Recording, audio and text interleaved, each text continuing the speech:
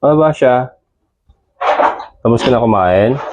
Ayan guys, so nagpakain na po tayo. O si Basha guys, so nakadungaw kay Kanor, oh. Si Kanor ay kumakain pa. Ayan. Pero si Basha, talagang dinudungaw niya si Kanor. Landing-landi talaga guys. Oh, landing-landi. Ayan si Kanor. Kaya alam mo na natin kumain si Kanor para meron po siyang lakas. Ayan, pero si Basha ay ready na, ready to fight na. Landi-landi guys. Ano na? Yan, maglilinis pa tayong kulungan nyo. Maliligo muna kayo. Yan, paliliguan muna natin guys. Linis kulungan, ligo. Bago natin na pasampahan. And then, tatalian natin yung iba para mabuksan natin itong mga harang nila. Yan. So, si Basha lang po ang pawawalan natin. All the rest ay nakatali para hindi sila magkagulo mamaya. Pero maglilinis muna ako ng kulungan and then paligo para malinis po sila mamaya. Ayan guys, so na-secure na natin si Kanor. Yan, tinalian natin. And then si Trisha, tinalian natin. Yan. And then si Kimberly. Yan, kaya ko sila tinalian guys kasi bubuksan ko nga itong harang. And then palalabasin natin si Basha para hindi sila lumabas lahat. Yan. So yan po ang purpose kung bakit natin tinalian. Ang plano natin gawin is papasukin si Basha dito sa kulungan ni Kanor. So yun po ang plano natin gawin. Ayan guys, napakahirap lang kasi patsi-patsi yung ating pintuan, tapal-tapal ng yero. Napakahirap. So ito na, ano na natin. So, kailangan natin siyang papuntahin dito kay Kanor. Huwag dyan. Ito ka pumunta. Ito. Painin natin punta doon. Ito ka doon. Yung si Kanor. Ayan guys. Malakad na si Basha. Ayan. Ayan na siya guys. Ayan. Ayan, nakita na sila ni Kanor. Ayan na. Pasok ka na Basha. Ayan. Ayan na guys. Pasok ko na ron. Pumasok ka sa lungga ng kaligayahan. Ayan guys. My goodness. Naipasok ko rin. Ayan. So, ito na guys. Ito na. Let's see.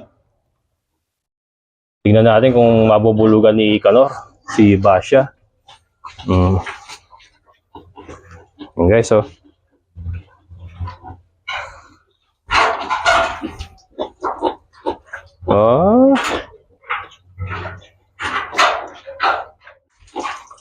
ayan na guys.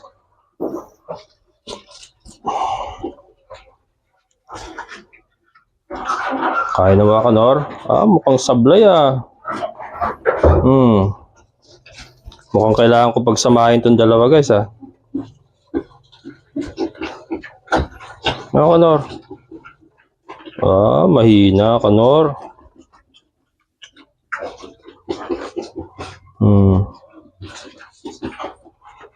Okay guys. Ayun. Ayan guys, tulungan natin si Kanor. Tanggalin natin yung tali. Kasi bumubuhol. Bumubuhol yung tali ni Kanor.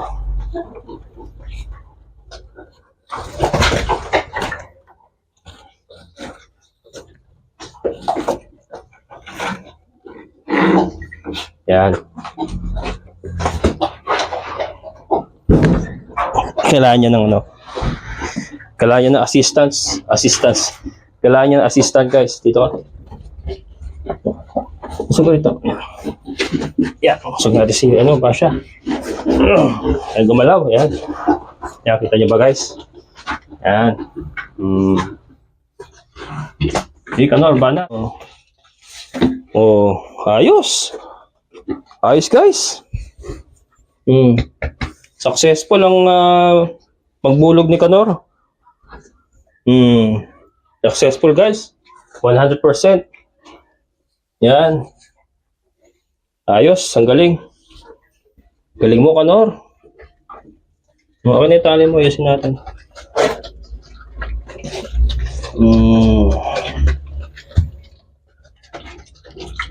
Isa kang alamat. Isa kang alamat, Kanor. Maliit lang. Matindi.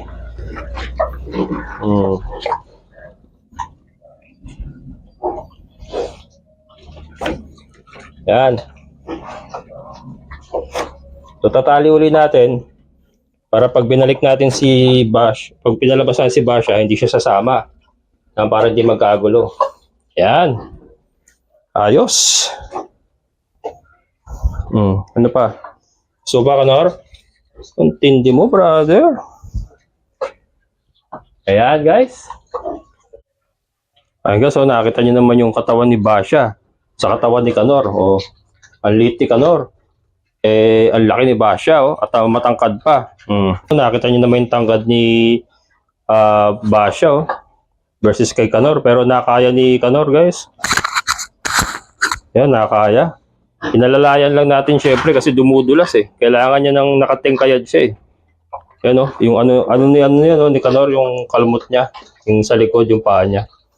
Kasi kailangan niyang kumapit kay Basha eh, para makabulog siya eh. Yan, pero successful guys, successful. Ang galing. Okay, so alright. And then bukas, ito naman si Trisha. Ayan oh, landing-landing na rin yan. So bukas siya.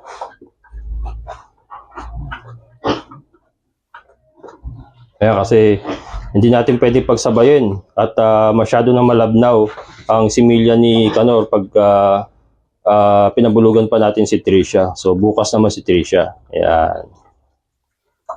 Ano? Gusto mo pa ha? Gusto pa yata ni Basha guys oh.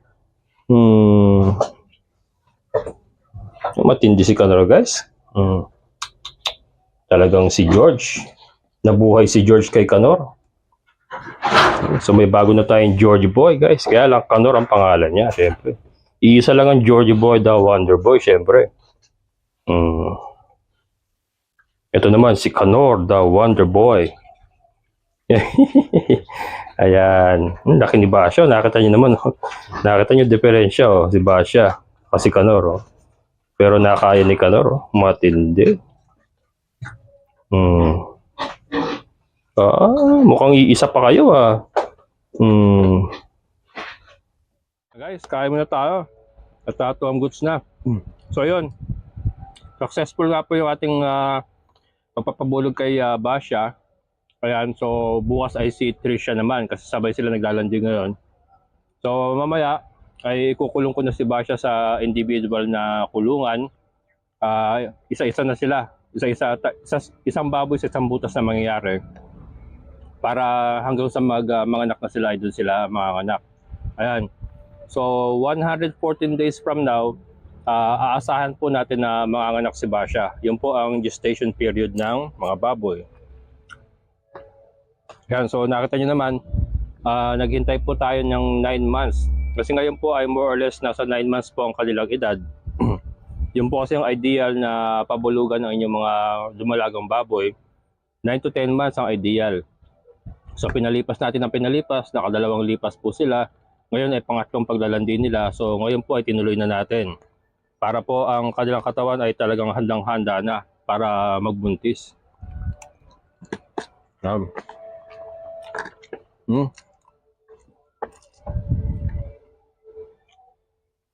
Guys, kain kayo. Ginataang kalabasa, sitaw na may hipon. Kaya kain tayo.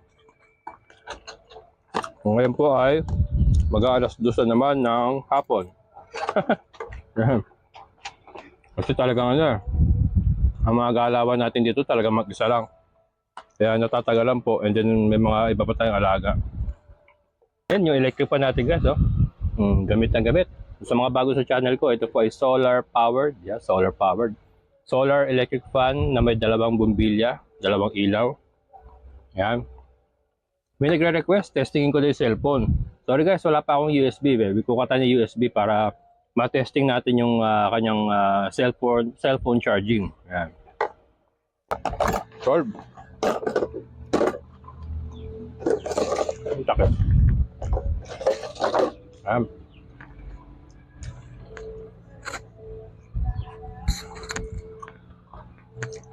Tapos ihigop tayo ng strawberry juice.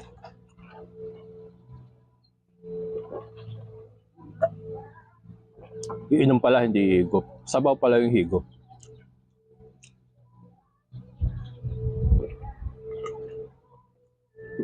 Sarap. This is the life, guys. Diba? Simple lang. Simpleng buhay lang. Ito naman na pinapangarap ko noon pa. Ang problema lang sa sitwasyon ko ngayon, hindi akin yung lupa. Inupahan natin. Mas maganda sana kung sarili natin yung lupa. Wala tayong iniintinding bayarin monthly. Diba? Tapos yung mga kakainin natin, mga alaga lang din natin, nasa paligid lang. Hindi ka masyadong pressured. Ngayon kasi may konting pressure. Kasi nagbabayad pa ako ng upa rito. Pero, darating ang panahon, guys. Makakakuha rin tayo ng sarili natin lupa. And talagang masasabi ko na this is the life. Pagka wala na tayong binabayarang upa. Talagang yun ang solid na talaga, guys, na simpleng buhay. Yung hindi ka kakabahan buwan-buwan na wala kang pambayad sa upa. Ako kakaba-kaba ako minsan. Lalo na pag hindi ako nakakabenta ng manok. Kaya wala pa naman tayong mga biik. Wala yung kambing natin, wala pa naman tayo na ibebenta. So talagang manok sa ngayon manok sisiw ang ating pinagkakitaan. And yung ating mga Madre de Agua, cuttings, ayan. So, mahirap pero okay lang yan. Malalagpasan natin yan at sabi ko nga balang araw, makakuha rin tayo ng sarili nating lupa. Talagang ayahay na ang buhay no pag simple-simple na lang talaga, guys. Hindi na masyadong mga problema. Pagka sarili mo ang lupa, wala ka na masyadong problema. Ayan. Isang lagok pa. One for the road.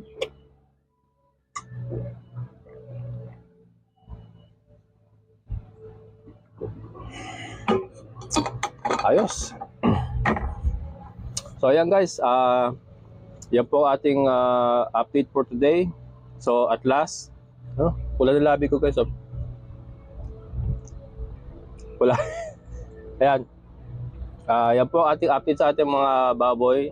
So at last, nag-umpisa na pong mag-breed ang ating mga baboy. So umpisa na ito, guys. Umpisa na po ito uli ng makulay na mundo ng ating pag-aalaga ng native pigs. Ayan, alam ko na-miss niyo yung ating mga mararaming biik noon. Kaya ibabalik natin yan. At nawa ay maging maayos na po ang takbo. At wag na pong magkaroon ng mga problema pa. Yan. Pero syempre kasama yan, guys. So kailangan maging handa rin po tayo sa mga problema na yan. Yan, so sana po nag-enjoy kayo. Maraming salamat po sa lahat po ng mga solid kabokal. Shoutout po sa inyo lahat. Sa mga silent viewers ko po, maraming salamat. And sa mga bago sa channel ko, kung nagugustuhan niyo po ang ating mga content, sana po mag-subscribe na kayo and then click nyo lang po yung notification bell para ma-notify kayo sa mga bagong videos na upload ko. So muli, ito ang inyong kabokals farmer na nagsasabing sabay-sabay tayong mangarap, magsikap at higit sa lahat ay kumilos at siguradong uulad ang ating amazing na buhay. Bye-bye!